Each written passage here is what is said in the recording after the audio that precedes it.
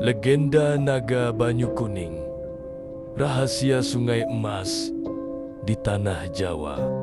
Di jantung Tanah Jawa, di antara lembah-lembah yang diselimuti kabut pagi, mengalir sebuah sungai yang airnya pernah berkilauan. Seperti emas, sungai itu disebut Banyu Kuning. Tempat di mana legenda terlupakan bersemayam, tersembunyi dari ingatan manusia. Di sana, berabad-abad lalu, hiduplah seekor naga sakti, penjaga keseimbangan alam, pelindung air yang menghidupi tanah ini. Namun, keserakahan manusia mengubah takdirnya. Hari ini, kita akan menyelami legenda yang hampir hilang di telan waktu. Sebuah kisah tentang kesetiaan, pengkhianatan, dan kutukan yang tak terhapus oleh zaman. Selamat datang dalam legenda Naga Banyu Kuning. Bagian 1. Asal-usul Naga Banyu Kuning. Berabad-abad lalu, sebelum kerajaan-kerajaan besar berdiri, tanah Jawa masih dikuasai oleh kekuatan alam dan makhluk-makhluk gaib. Salah satunya adalah Naga Banyu Kuning. Seekor naga raksasa bersisik emas yang mendiami sungai di kaki Gunung Wilis. Pada suatu malam, seorang pertapa sakti bernama Ki Jaya Perwita datang ke tepi sungai untuk bertapa. Ia ingin mencari ilmu sejati dan memahami rahasia alam. Setelah bermeditasi selama 7 hari 7 malam, tiba-tiba air sungai mulai berputar, menciptakan pusaran besar. Dari dalamnya muncul sosok naga yang megah. Tubuhnya bersinar keemasan di bawah cahaya bulan. Naga Banyu Kuning berkata, "Manusia yang suci hatinya, mengapa kau mengganggu peristirahatanku?" Ki Jaya Perwita menunduk dengan hormat dan berkata, "Wahai naga yang agung, aku tidak berniat mengganggumu.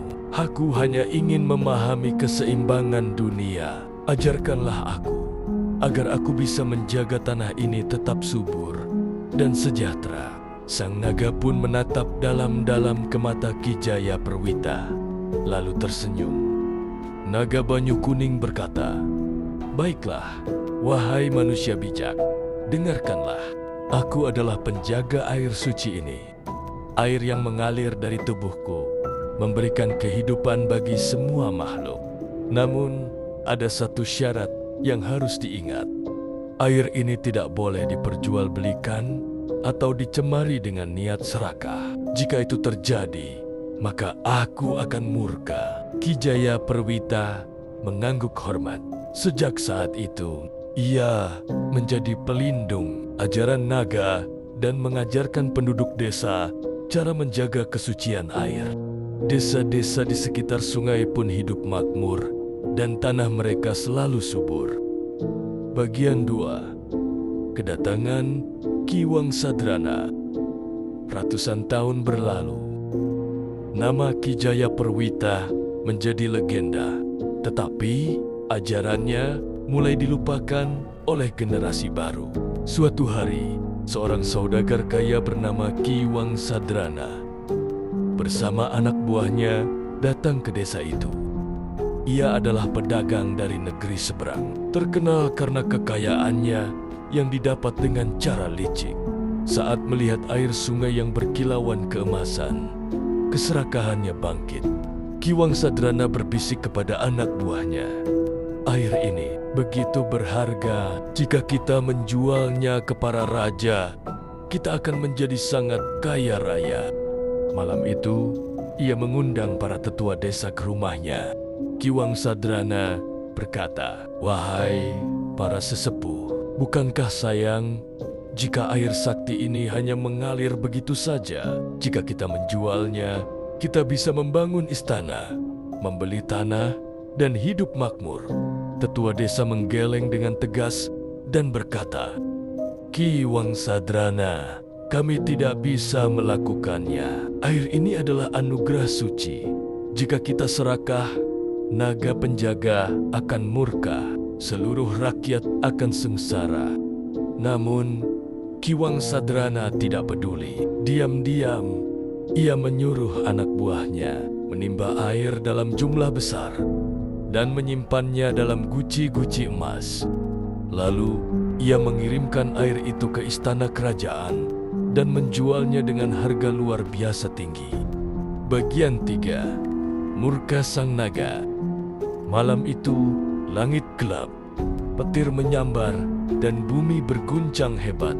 Dari dalam sungai, terdengar gemuruh dahsyat. Naga Banyu Kuning telah terbangun. Air sungai yang jernih mulai berubah menjadi hitam pekat. Dari dalamnya, naga Banyu Kuning itu muncul. Matanya menyala merah membara.